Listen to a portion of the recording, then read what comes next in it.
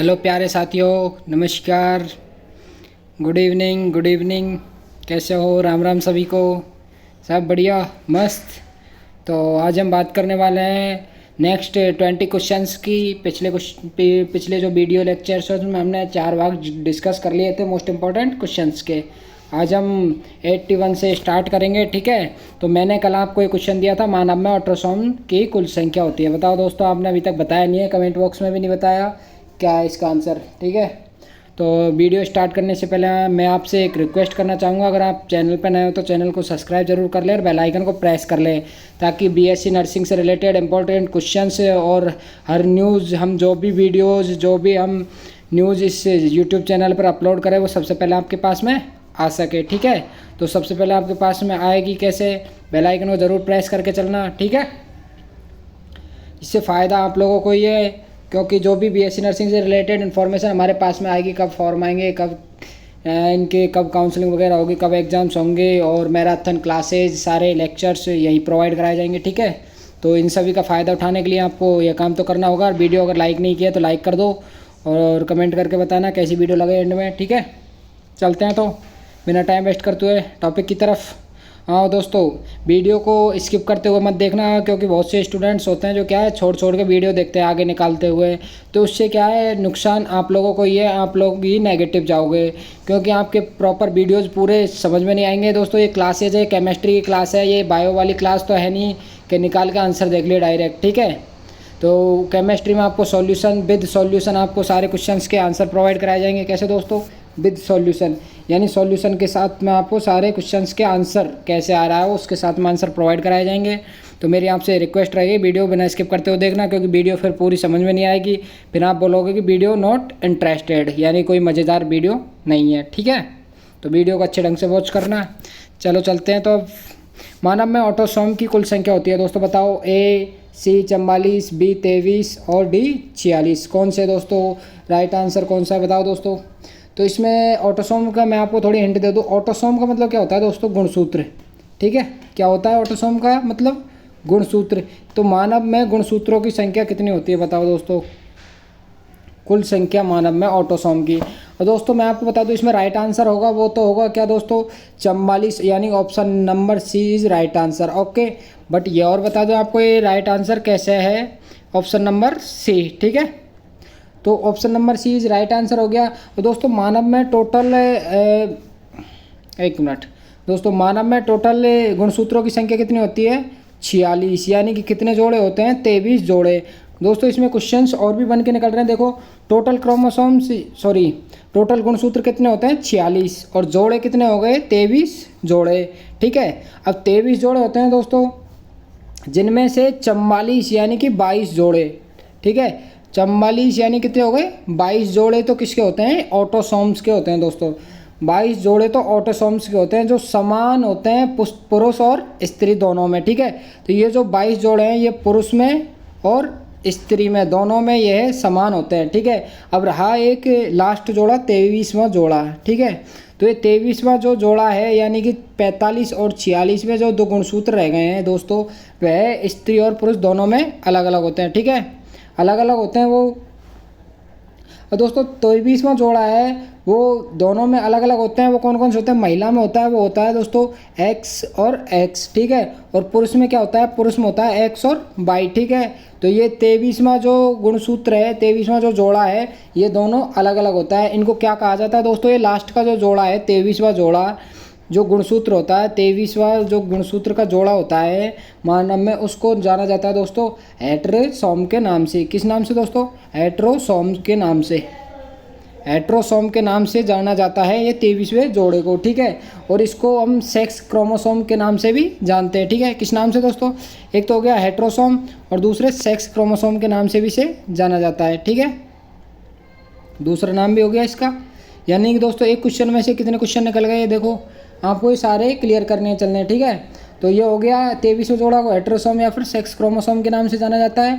Total 23 जोड़े होते हैं दोस्तों, जिनमें से 22 किसके होते हैं? 22 ऑटोसोम्स के होते हैं, यानी कि 44 ऑटोसोम्स की संख्या होती है, ठीक है। अब इसमें ये पूछ लेते हैं दोस्तों ऑटोसोम्स के कितने जोड़े होते हैं, तो ऑटोसोम्स के 22 जोड़े होते हैं, यानी कि कुल संख्या पूछिए 44, ठीक है। Right answer is C, okay. चलते हैं नेक्स्ट क्वेश्चन की तरफ। नेक्स्ट क्वेश्चन है वो है फलों के रस को सुरक्षित रखने के लिए किसका प्रयोग किया जाता है दोस्तों बताओ। एसिटिक अम्ल हो गया, फॉर्मिक अम्ल हो गया, सल्फ्यूरिक अम्ल हो गया या फिर बेंजोइक अम्ल। क्या है दोस्तों इसमें राइट आंसर बताओ।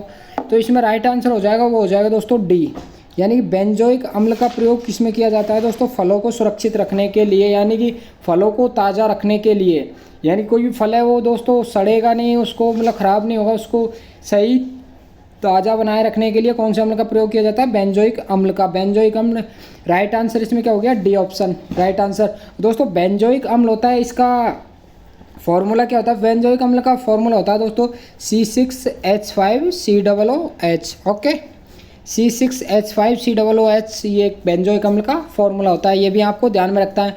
आपको क्वेश्चन ऐसे भी आ सकता है जैसे फॉर्मूला ऑफ ये बेंजोइक अम्ल, यानी कि बेंजोइक अम्ल का फॉर्मूला क्या है, तो आपको फॉर्मूला दे दिए जाएंगे, उनमें राइट आंसर क्या है C6H5COOH। ठीक है, अब चलते हैं नेक्स्ट क्वेश्चन की तरफ। निम्नलिखित में से कौन समझात है दोस्तों बताओ, निम्नलिखित में से कौन समझात है, आपको ये बताना है। बताओ CH3 C2H4 C2H1 C6H6 या फिर ऑप्शन नंबर C C2H5OH या फिर CH4 व C2H6, कौन सा है इसमें राइट आंसर दोस्तों बताओ।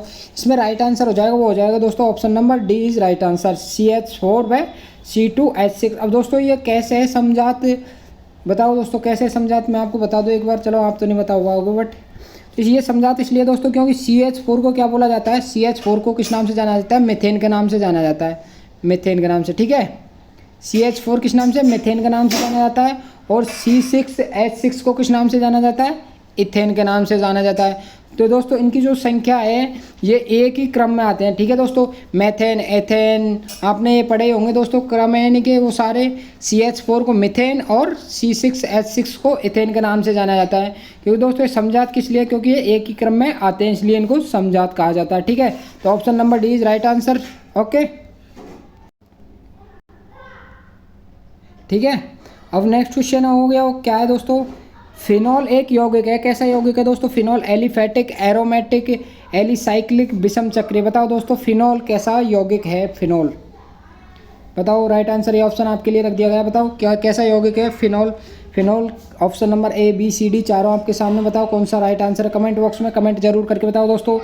और वीडियो को अभी तक लाइक नहीं किया तो दोस्तों लाइक कर दो, क्योंकि हम आपके लिए इतनी मेहनत कर रहे हैं, तो आपका इतना फ़र्ज़ तो बनता ही है कि हमारी इस मेहनत के लिए अभी एक लाइक तो करके जाएं। ठीक है दोस्तों, हम इतनी मेहनत करते हैं, आपको कहीं ना कहीं से मटेरियल टाइपिंग करते हैं, सारे PDF टेस्ट सीरीज़ वगैरह बनाते हैं, तो आपका इतना तो बनता है फ़र्ज़ कि आप वीडियो को लाइक करके जरूर जाएं, कमेंट करके जरूर जाएं। ठीक है, अगर वीडियो इंटरेस्टेड लगे और हमारे DRX विकास चैनल के साथ में जुड़कर, कौन से चैनल के साथ में दोस्तों, DRX विकास चैनल के साथ में जुड़कर अगर आप प्रिपरेशन करना चाहते हो BSc नर्सिंग एंट्रेंस एग्जाम की और सिलेक्शन लेना चाहते हो, तो आपको शुरू से एंड तक हमारे चैनल के साथ में जुड़े रहना होगा। ठीक है, और प्रिपरेशन अच्छी ढंग से कराई जाएगी दोस्तों, और आपको वेरी इंपॉर्टेंट क्वेश्चंस की टेस्ट सीरीज़ों की टाइपिंग चल रही है वो बहुत ही जल्दी प्रोवाइड कराई जाएंगी। ठीक है दोस्तों, महामैराथन क्लासेज भी उनकी दी जाएंगी, तो बने रहना हमारे चैनल के साथ में। ठीक है, ज़रूर। अब बताओ दोस्तों फिनॉल एक यौगिक है, कैसा यौगिक है, इसका आंसर तो बताओ। तो दोस्तों फिनॉल कैसा यौगिक है, सुगंधित कार्बनिक यौगिक है। ये सुगंधित कार्बनिक यौगिक को किस नाम से जाना जाता है दोस्तों, एरोमेटिक, यानी एरोमा का मतलब क्या होता है दोस्तों, खुशबू। एरोमा का मतलब तो आपको पता ही होगा, एरोमा का मतलब होता है खुशबू। ठीक है, option number B is right answer इसमें एरोमेटिक। ठीक है, तो एरोमा का मतलब क्या होता है, खुशबू, और खुशबू को क्या बोलते हैं दोस्तों, सुगंधित। अब ये क्या है, सुगंधित कार्बनिक यौगिक है, कैसा, सुगंधित कार्बनिक यौगिक है, जिसको एरोमेटिक कहा जाता है, या फिर हल्का अम्लीय सफ़ेद क्रिस्टलीय ठोस भी होता है। इसे किस नाम से जाना जाता है दोस्तों, यह क्या होता है, एरोमेटिक, यानी कि हल्का अम्लीय होता है और सफ़ेद क्रिस्टलीय ठोस होता है। ठीक है, यानी कि वाइट क्रिस्टलीय ठोस होता है, ये फिनॉल होता है जो। ठीक है, इसका सूत्र दोस्तों फिनॉल का सूत्र तो आपको पता ही होगा, फिनॉल का सूत्र है वो है C6H5OH। क्या है इसका सूत्र, C6H5OH। ठीक है, इसका फॉर्मूला क्या हो जाएगा, C6H5OH। ठीक है, राइट आंसर इसमें भी। अब चलते हैं नेक्स्ट क्वेश्चन की तरफ। क्लोरल का IUPAC नाम है दोस्तों, बताओ क्लोरल का IUPAC नाम क्या है, ethanol, monochloro ethanol, dichloro ethanol, trichloro ethanol. बताओ दोस्तों, तो इसका दोस्तों क्लोरल का जो IUPAC नाम है वो हो जाएगा दोस्तों ट्राइक्लोरो इथेनॉल। ठीक है, option number D is right answer इसमें। ऑप्शन नंबर डी इसमें सही आंसर है। ठीक है, अब बताऊं दोस्तों कैसे है ये functional group aldehyde and 3 chloro group इसमें जुड़े होते हैं। ठीक है दोस्तों, इसलिए इसको ट्राइक्लोरो एथेन के नाम से जाना जाता है। कौन सा ग्रुप दोस्तों? एक तो होता है फंक्शनल ग्रुप एल्डिहाइड, कौन सा? एल्डिहाइड होता है इसमें, और 3 क्लोरो होते हैं। ठीक है दोस्तों, 3 क्लोरो ग्रुप इसमें जुड़े हुए होते हैं, 3 क्लोरो ग्रुप इसमें जुड़े हुए थे, इसलिए ट्राइक्लोरो एथेन के नाम से इसे जाना जाता है। ठीक है, अब क्लोरल का सूत्र क्या होता है दोस्तों? Cl3CCHO के नाम से इसे जाना जाता है। इसका फॉर्मूला क्या है दोस्तों ट्राइक्लोरो एथेनॉल का? ट्राइक्लोरो यानी कि इसमें क्लोरीन के होते हैं 3 ग्रुप तो, और CCHO यानी कि इसमें एल्डिहाइड ग्रुप भी होता है। ठीक है, तो Cl3CCHO इसका फॉर्मूला हो गया। ठीक है, राइट आंसर इसमें डी है। अब चलते हैं नेक्स्ट क्वेश्चन की तरफ। परिशुद्ध एल्कोहल यानी एब्सोल्यूट एल्कोहल होता है। बताओ दोस्तों परिशुद्ध एल्कोहल, बताओ दोस्तों कौन सा ऑप्शन इसमें सही है? परिशुद्ध एल्कोहल एब्सोल्यूट एल्कोहल होता है, 90% इथाइल एल्कोहल होता है ये, या फिर 95.57% होता है, या फिर 98 पूरा 100% इथाइल एल्कोहल होता है। बताओ दोस्तों कौन सा ऑप्शन सही है इसमें? दोस्तों परिशुद्ध एल्कोहल यानी कि पूरा एब्सोल्यूट एल्कोहल है ये, कितना इथाइल एल्कोहल होता है ये पूछ रहा है ये क्वेश्चन। ठीक है, तो ये परिशुद्ध एल्कोहल, इसको एब्सोल्यूट एल्कोहल भी बोला जाता है दोस्तों। तो इसमें 100% इथाइल एल्कोहल होता है। ऑप्शन नंबर राइट ऑप्शन कौन सा है इसमें? Option number D, option number D is right answer. ठीक है, option number D is right answer. But है कैसे दोस्तों 100% इथाइल एल्कोहल होता है ये? बिल्कुल दोस्तों जल बिल्कुल भी इसमें नहीं पाया जाता है, और पाया जाता है तो बिल्कुल नाम मात्र के लिए। ठीक है, तो जो परिशुद्ध एल्कोहल होता है, परिशुद्ध एल्कोहल एब्सोल्यूट एल्कोहल यानी कि सॉल्यूबल नहीं होता है ये, बिल्कुल एब्सोल्यूबल होता है। ठीक है, तो एब्सोल्यूट एल्कोहल होता है ये 100%, कितना दोस्तों? 100% इथाइल एल्कोहल होता है। इसमें जल की मात्रा बिल्कुल भी नहीं पाई जाती है, या फिर पाई जाती है तो बिल्कुल न के बराबर। ठीक है, इसमें जल की मात्रा बिल्कुल नहीं पाई जाती है, और जल की मात्रा न होने के कारण ही दोस्तों ये 100% एथिल एल्कोहल है। अगर इसमें जल की मात्रा होती तो दोस्तों 100% इथाइल एल्कोहल नहीं होता है। ठीक है, तो option number D is right answer. चलते हैं अब नेक्स्ट क्वेश्चन की तरफ। नेक्स्ट क्वेश्चन है वो है बिजली से लगी आग बुझाने में प्रयुक्त होता है। दोस्तों बताओ क्या प्रयुक्त होता है? बिजली से आग लग जाती है उसे बुझाने में। अब दोस्तों पानी वगैरह से आग लगती है, घरों में गाँव में आग लगती है, जो ठोसों में जब आग लगती है दोस्तों, ये क्या है? लिक्विड है, और वो क्या होता है? सॉलिड होते हैं। सॉलिड जैसे कि छपरा वगैरह होते हैं, और घरों में कभी कभी आग लग जाती है, कभी कहाँ, कभी जैसे ईंधन वगैरह में।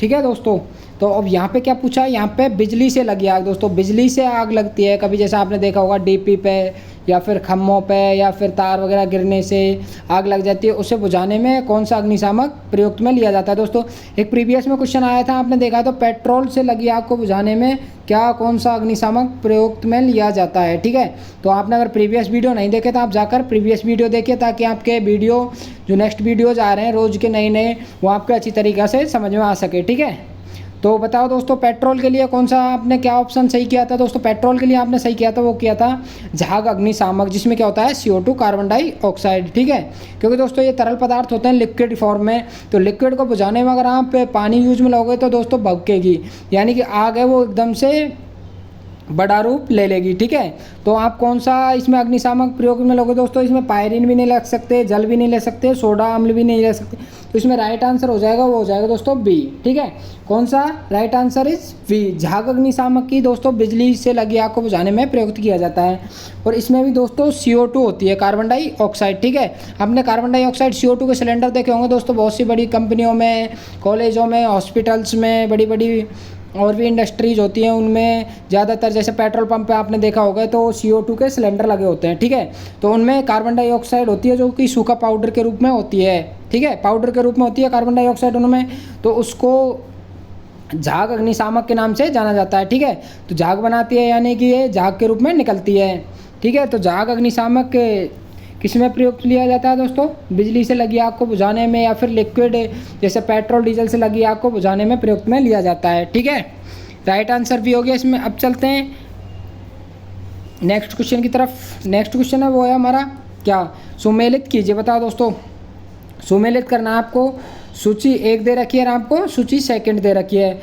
नींबू ए फिर नींबू, दुर्गंध युक्त मक्खन, दूध, सिरका। दोस्तों उनके सामने दिया हुआ है, फर्स्ट के आगे तो दिया हुआ है लैक्टिक अम्ल, दुर्गंध युक्त मक्खन के आगे दिया हुआ है एसिटिक अम्ल, दूध के सामने दिया हुआ है फिर साइट्रिक अम्ल, और सिरका के सामने दिया हुआ है ऑप्शन नंबर डी ब्यूटायरिक अम्ल। ठीक है, आपको सही का मिलान करना है दोस्तों, सही का मिलान, यानी नींबू में कौन सा अम्ल पाया जाता है, दुर्गंध युक्त मक्खन में कौन सा है, दूध में कौन सा है, सिरका में कौन सा है। ठीक है, आपको मिलान करना है दोस्तों। A B C D 4 option आपके ऊपर दिए हुए हैं, यानी कि आपको अम्ल है, एसिड है, वो ऐसे कैसे ही रखने हैं। बाकी दोस्तों आपको आगे के जो नंबर्स दे रखे हैं 1 2 3 4, इनमें आपको ठीक है सही का चूज करना है। ठीक है, तो फर्स्ट क्या हो जाएगा दोस्तों आपका, फर्स्ट है लैक्टिक अम्ल। लैक्टिक अम्ल किस में पाया जाता है दोस्तों, बताओ लैक्टिक अम्ल किस में पाया जाता है। यार आप भी दे दिया करो कुछ आंसर्स कमेंट बॉक्स में, ताकि हमें भी पता लगे स्टूडेंट्स मीडियम से या फिर इंटेलिजेंट है, जानते हैं नहीं जानते कुछ, या फिर लो लेवल से अभी स्टार्टिंग की है तैयारी करना, ताकि हमें तो पता लगे थोड़ा। ठीक है, बताओ कौन सा आंसर इसमें सही है। तो दोस्तों आपने देखा है कि लैक्टिक एसिड किस में पाया जाता है दोस्तों, लैक्टिक एसिड पाया जाता है वो दूध में पाया जाता है। ठीक है, लैक्टिक एसिड किस में पाया जाता है, दूध में। और दोस्तों लैक्टिक एसिड हो गया किस में, हो गया दूध में, यानी कि दूध का हमारा फर्स्ट आंसर हो गया। ठीक है, और दूसरा है एसिटिक अम्ल। अब एसिटिक अम्ल किस में पाया जाता है दोस्तों, एसिटिक अम्ल पाया जाता है वो पाया जाता है सिरका में। ठीक है, और साइट्रिक अम्ल तो देखा होगा दोस्तों आपने, नींबू में पाया जाता है साइट्रिक अम्ल, नींबू तो काफ़ी यूज में लेते हो दोस्तों, इसमें साइट्रिक अम्ल पाया जाता है। ठीक है, इसमें हो गया सी आंसर। अब बचा क्या दोस्तों, दुर्गंध युक्त मक्खन, तो इसमें डी आंसर है वो राइट हो जाएगा। ठीक है, तो डी इसमें हो गया, यानी कि हमारा फर्स्ट आंसर है वो कौन सा है, तीसरे नंबर का आंसर है वो ए के सामने आ रहा है, यानी कि 3। फिर बी के सामने कौन सा आंसर आ रहा है हमारा, 4 नंबर का। फिर सी साइट्रिक अम्ल में कौन सा आ रहा है हमारा, फर्स्ट नंबर का। ठीक है, और लास्ट में क्या बचा, सेकंड नंबर का, यानी कि आंसर क्या सही है इसमें, 34 12। ठीक है, अब नीचे ऑप्शन दे रखे हैं दोस्तों 14 32 31 42 23 41 34 12। राइट आंसर क्या हो जाएगा इसमें, राइट आंसर हो जाएगा वो हो जाएगा option number D 34 12 is right answer. ठीक है, चलते हैं नेक्स्ट क्वेश्चन की तरफ। प्रक्रिया जिसमें ऊर्जा अवशोषण आवश्यक है, कौन सी प्रक्रिया है दोस्तों जिसमें ऊर्जा अवशोषण आवश्यक है, दोस्तों बताओ कौन सा ऑप्शन सही है। तो इसमें राइट आंसर हो जाएगा वो हो जाएगा दोस्तों सी, O से O2 है दोस्तों, इसमें ये लग गया गलती से, सॉरी।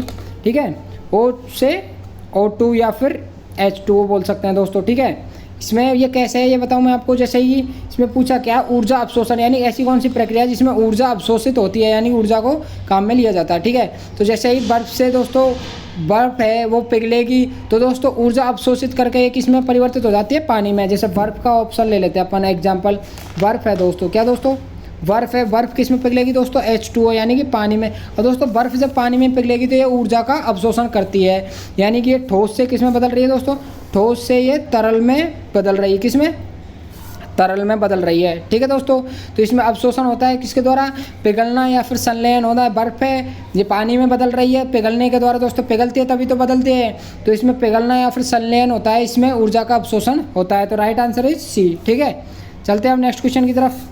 निम्न में से कौन सा तत्व अधिकतम विद्युत ऋणात्मकता प्रदर्शित करता है, दोस्तों क्वेश्चन देखो एक बार, निम्न में से कौन सा तत्व अधिक विद्युत ऋणात्मकता प्रदर्शित करता है, दोस्तों बताओ।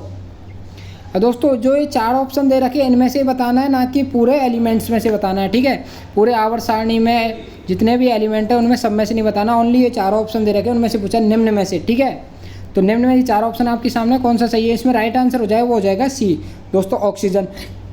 तो जितने भी आपको ये ऑप्शन दे रखे हैं, ये होता है मैग्नीशियम है, सल्फर है, कार्बन है, इनमें से सबसे ज़्यादा विद्युत ऋणता किसी होती है दोस्तों, ऑक्सीजन की। 4 ऑप्शन में से, ना कि पूरी आवर्त सारणी में से, ये ध्यान रखना है दोस्तों। आप लगा दो पूरी आवर्त सारणी का टिक। ठीक है, तो इसमें राइट आंसर हो जाएगा ओ दोस्तों। जो ओ जो एलिमेंट दे रखा है इसमें, जो 4 में से इसकी सबसे ज़्यादा विद्युत ऋणात्मकता होती है। ठीक है, अब नेक्स्ट क्वेश्चन की तरफ चलते हैं। नेक्स्ट क्वेश्चन, आवर्त सारणी नियम को दृष्टिगत रखते हुए निम्न तत्वों में से किस तत्व की विद्युत ऋणात्मकता अधिक होगी, दोस्तों इसमें भी यही क्वेश्चन पूछ रहा है दोस्तों, विद्युत ऋणात्मकता किस तत्व की अधिक होगी आवर्त सारणी नियम को दृष्टिगत रखते हुए। ठीक है, निम्न तत्वों में से, यानी कि आपको जो तत्व दे रखे हैं उनमें से ही बतानी है दोस्तों। ठीक है, ना कि पूरी आवर्त सारणी में से।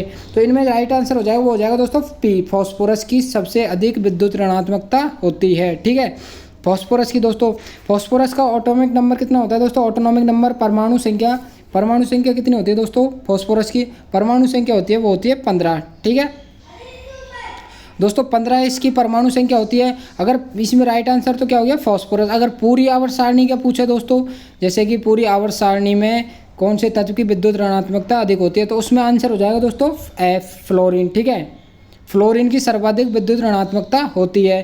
और यहाँ पे तो निम्न में से पूछा है, यानी कि आपको इन चारों में से आंसर देना है, तो इसमें answer number A is right answer. ठीक है, फॉस्फोरस की विद्युत ऋणात्मकता सबसे ज़्यादा है यहाँ पे जो ऑप्शन दिए हुए हैं उनमें से। ठीक है, चलते हैं नेक्स्ट क्वेश्चन की तरफ। बोल्नामाइट को टिन स्टोन अयस्क से किस विधि द्वारा पृथक किया जाता है दोस्तों, बताओ।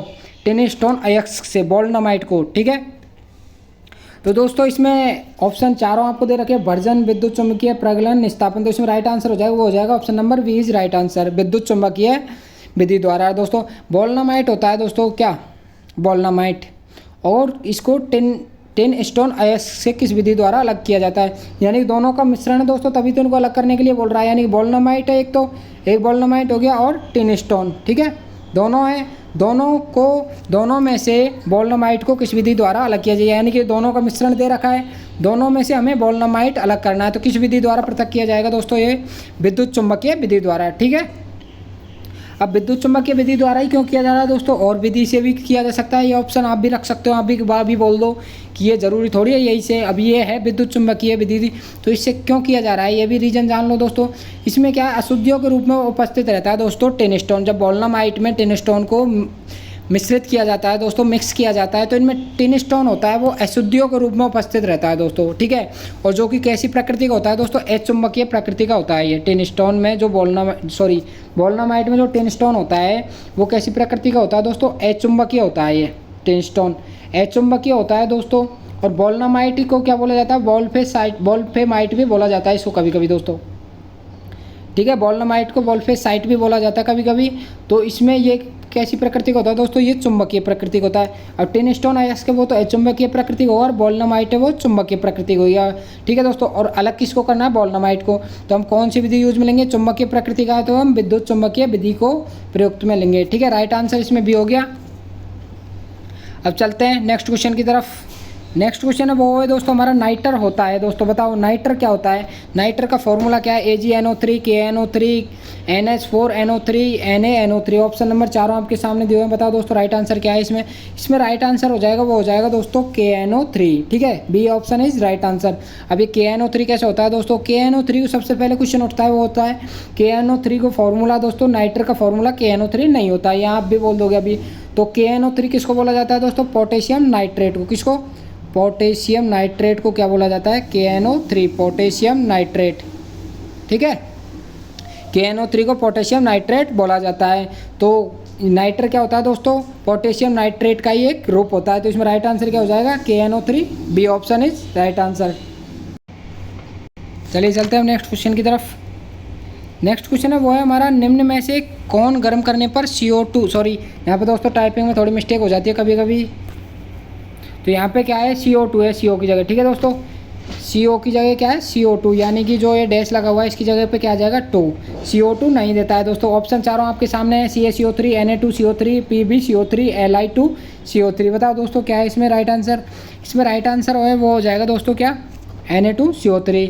अब Na2CO3 बी ऑप्शन है इसमें जो राइट आंसर है। ठीक है, अब ये कैसे दोस्तों, Na2CO3 को क्या बोला जाता है दोस्तों, सोडियम कार्बोनेट। क्या है इसका नाम, क्या हो जाएगा दोस्तों, सोडियम कार्बोनेट Na2CO3। और दोस्तों ये क्या होता है, निर्जल होता है, ये पानी के अणु इसमें बिल्कुल भी नहीं पाए जाते हैं। तो ये इसमें दोस्तों पानी के अणु नहीं पाए जाते हैं, ये तापीय स्थायी होता है। क्या होता है दोस्तों, एक फर्स्ट रीजन तो क्या हो जाएगा, इसमें पानी के अणु यानी कि H2O के अणु इसमें बिल्कुल भी नहीं पाए जाते हैं। और दूसरा क्या है, तापीय स्थायी होता है, तापीय स्थायी होता है, इसलिए इसमें इसको जब गर्म करेंगे हम तो ये CO2 नहीं देगा, क्योंकि इसमें जल के अणु बिल्कुल भी नहीं पाए जाते हैं। ये रीजन है दोस्तों। ठीक है, चलते हैं नेक्स्ट क्वेश्चन की तरफ। इसमें राइट आंसर क्या हो गया, option number B is right answer. अब नेक्स्ट क्वेश्चन की तरफ चलते हैं। वर्फलैंड आइड पद्धति में कच्चा पदार्थ होता है, बताओ दोस्तों इस पद्धति में कच्चा पदार्थ कौन सा होता है, वायु, NH3, NH, सी ऑप्शन है NO3, HNO3। बताओ दोस्तों, चार ऑप्शन है आपके सामने, कौन सा है इसमें राइट आंसर। इसमें राइट आंसर हो जाएगा, वो हो जाएगा दोस्तों ए, वायु। ये पूछ क्या रहा है दोस्तों, बर्कलैंड आइड पद्धति में कच्चा पदार्थ होता है। दोस्तों पद्धति कौन सी है, बर्कलैंड आइड पद्धति। इसमें कच्चा पदार्थ के रूप में किसको प्रयुक्त लिया जाता है दोस्तों, वायु को। ठीक है, इसमें option number is right answer हो जाएगा। चलते हैं नेक्स्ट क्वेश्चन। नाइट्रिक अम्ल फास्फोरस को किस में ऑक्सीकृत करता है दोस्तों, बताओ। नाइट्रिक अम्ल फास्फोरस को किस में ऑक्सीकृत करता है। हाँ, 96वां क्वेश्चन है, नाइट्रिक अम्ल फास्फोरस को किस में ऑक्सीकृत करता है, बताओ दोस्तों किस में ऑक्सीकृत करता है। H2P2O7, H3PO3, P2O5, H3PO4, चार ऑप्शन आपके सामने, बताओ राइट आंसर क्या हो जाएगा। इसमें राइट आंसर हो जाएगा वो हो जाएगा दोस्तों option number D is right answer इसमें, H3PO4। अब दोस्तों H3PO4 को क्या बोला जाता है, H3PO4 को बोला जाता है फॉस्फोरिक एसिड। क्या बोला जाता है, फॉस्फोरिक एसिड, ठीक है।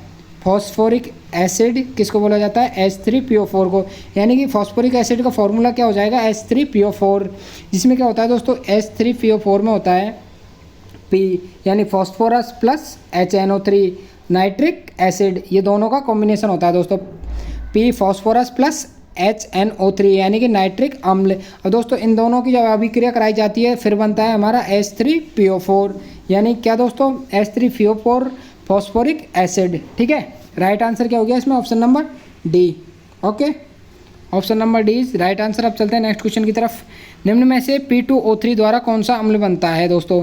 अब P2O3 द्वारा कौन सा अम्ल बनता है दोस्तों, बताओ। P2O3 द्वारा जो अम्ल बनता है यानी कि P2O3 को क्या बोला जाता है, फॉस्फोरस ऑक्साइड दोस्तों।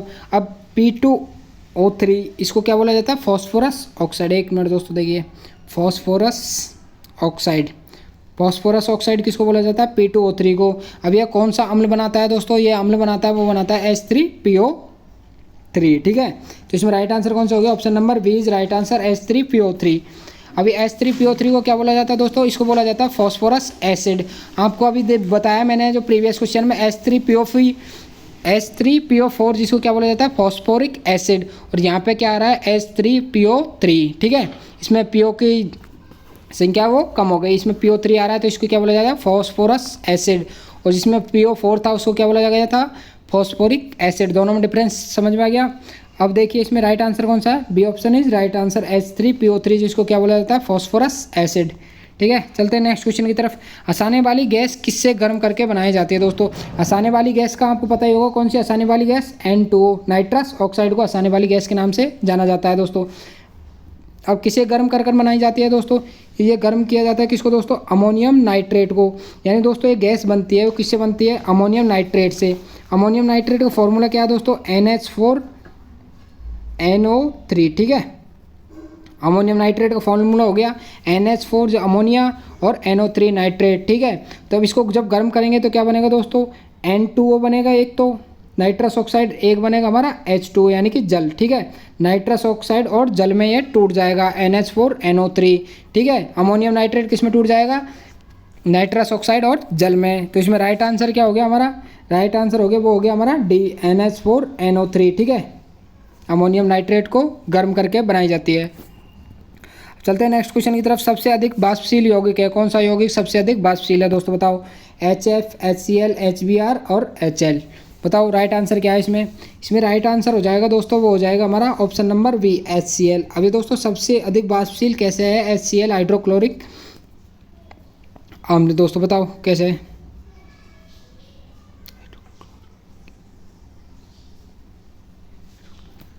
दोस्तों HCl है वो निम्न क्वथनांक के कारण वाष्पित होता है। क्यों दोस्तों HCl है सबसे अधिक वाष्पशील क्यों होता है, क्योंकि दोस्तों इसका क्वथनांक कितना होता है दोस्तों, इसका क्वथनांक होता है वो होता है 189 केल्विन, ठीक है। 189 केल्विन होने के कारण यह दोस्तों निम्न क्वथनांक होता है। एक HCl क्या होता है, इसका क्वथनांक है वो निम्न होता है। निम्न क्वथनांक कितना होता है दोस्तों, 189 केल्विन, ठीक है। अब इसका निम्न क्वथनांक होने के कारण ये दोस्तों जल्दी वाष्पित हो जाता है इन चारों के कंपेयर में। दोस्तों आपको चार ऑप्शन दे रखे, सबसे अधिक वाष्पशील यौगिक है, इन चारों में से सबसे अधिक वाष्पशील यौगिक बताना है आपको। अब दोस्तों जो HF होता है, HBr होता है, HI होता है, इनका क्वथनांक है जो HCl के कंपेयर में ज़्यादा होता है। तो यहाँ पे सबसे कम क्वथनांक वाला ऑप्शन कौन सा है, ऑप्शन नंबर बी, HCl का सबसे कम क्वथनांक होता है। दोस्तों इसका कम क्वथनांक होने के कारण यह जल्दी वाष्पित हो जाता है, ठीक है। अब नेक्स्ट क्वेश्चन की तरफ चलते हैं। अंधेरे में हाइड्रोजन के साथ कौन क्रिया करती है दोस्तों, बताओ। अंधेरे में हाइड्रोजन के साथ में कौन सी गैस क्रिया करती है, हाइड्रोजन के साथ में। Br2 हो गया, F2 हो गया, I2 हो गया, ClUb हो गया, बताओ दोस्तों कौन सा है इसमें राइट आंसर। इसमें राइट आंसर हो जाएगा वो हो जाएगा दोस्तों ऑप्शन नंबर बी, ठीक है। Option number B is right answer हो गया। अब ये कैसे है दोस्तों, option number B right answer. अंधेरे में हाइड्रोजन के साथ कौन क्रिया करती है, यानी अंधेरे में दोस्तों हाइड्रोजन यानी H2 के साथ में F2 अगर क्रिया करेगी तो किसकी उपस्थिति में दोस्तों, 2HF की उपस्थिति में। ठीक है, अब ये दोस्तों हाइड्रोजन के साथ अंधेरे में क्रिया करती है। अब अंधेरे में क्रिया तो दोस्तों I2 भी कर सकती है। ठीक है, I2 को, लेकिन I2 अगर क्रिया करेगी IH2 के साथ में, I2 क्रिया करेगी तो दोस्तों इसको उत्प्रेरक की ज़रूरत पड़ेगी। किसकी, उत्प्रेरक की, तब जाके ये क्रिया कर पाएगी। अब दोस्तों F2 क्यों है इसमें राइट आंसर, F2 यह है कि दोस्तों इसमें 2HF की ज़रूरत पड़ती है और ये F2 होता है, ये अधिक क्रियाशील होता है दोस्तों I2 के कंपेयर में। ठीक है, तो F2 अधिक क्रियाशील है, इसलिए इसको काम में लिया जाता है हाइड्रोजन के साथ क्रिया करने में। ठीक है, तो अंधेरे में हाइड्रोजन के साथ कौन क्रिया करती है दोस्तों, F2 इज राइट आंसर हो जाएगा, ऑप्शन नंबर बी। ठीक है, तो आपके यहाँ पे 100 क्वेश्चंस की पूरी सीरीज कंप्लीट होने वाली है दोस्तों। ठीक है, ये हो गई आपकी 100 क्वेश्चंस की सीरीज। तो दोस्तों आपको 100 क्वेश्चन कंप्लीट करा दिए गए हैं, इनके 5 भाग है टोटल। अगर आपने 5 भाग अगर नहीं देखे हैं कम्प्लीटली तो आप पहले 5 भाग देखिए दोस्तों। अब नेक्स्ट सीरीज है वो नेक्स्ट डे से स्टार्ट की जाएगी, अगले दिन से नेक्स्ट सीरीज आपकी आएगी दोस्तों वो। और भी दोस्तों ये 0 लेवल से उठाई गई है आपकी ये सीरीज, वो कहाँ से दोस्तों, 0 से हीरो बनाने के लिए। अब नेक्स्ट सीरीज है वो आपकी कल आएगी। ठीक है, टुमारो नेक्स्ट सीरीज आएगी आपकी, बहुत ही अच्छी आएगी दोस्तों और बहुत ही इंपॉर्टेंट क्वेश्चंस आएंगे उनमें। ठीक है, तो बने रहना हमारे चैनल के साथ में एंड तक दोस्तों, आपको 0 से हीरो बनाने का काम करेंगे। और टेस्ट सीरीज़ वगैरह दोस्तों आपको बहुत ही जल्दी प्रोवाइड कराने वाले हैं। अगर आपने व्हाट्सअप ग्रुप हमारा ज्वाइन नहीं किया है, टेलीग्राम ग्रुप आपने ज्वाइन नहीं किया है तो टेलीग्राम लिंक दिया हुआ है हमारे डिस्क्रिप्शन में, जाकर ज्वाइन कीजिए दोस्तों। व्हाट्सअप नंबर पर मैसेज करके आप व्हाट्सअप ग्रुप में ज्वाइन हो जाइए। ठीक है, वहाँ पर आपको सारी PDF टेस्ट सीरीज़ वगैरह इंपॉर्टेंट क्वेश्चन सारे प्रोवाइड कराए जाते हैं। तो जाओ जल्दी से, अगर आपने ग्रुप ज्वाइन नहीं किया तो मैसेज करो और ग्रुप ज्वाइन करो सटाक से। ठीक है, बायोलॉजी की क्लास आपकी रेगुलर चल रही है दोस्तों, वो भी देख लीजिए कैसी है क्लासेज, उनमें भी वेरी वेरी इंपॉर्टेंट क्वेश्चन आपको प्रोवाइड कराए जा रहे हैं दोस्तों। अगर BSc नर्सिंग एंट्रेंस एग्जाम आपको इस बार सिलेक्शन लेना है तो ज़रूर हमारे चैनल के साथ में शुरू से एंड तक जुड़े रहना होगा। ठीक है, आपको रेगुलर क्लासेज वीडियो लेक्चर्स आपको प्रोवाइड कराए जाएंगे और टेस्ट सीरीज़ की टाइपिंग चल रही है और भी ज़्यादा। ठीक है, तो आपको बहुत ही जल्दी वो प्रोवाइड कराएंगे व्हाट्सअप ग्रुप के माध्यम से, तो बने रहना हमारे चैनल के साथ में।